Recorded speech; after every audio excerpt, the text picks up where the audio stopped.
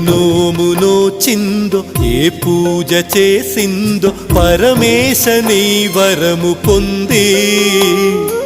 మురిసింది ఈ కన్న తల్లి తన శ్వాసతో బంధమల్లి ఏ నోము నోచిందో ఏ పూజ చేసిందో పరమేశ నీ వరము పొంది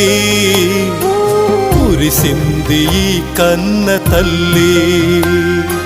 తన శ్వాసతో బంధమల్లి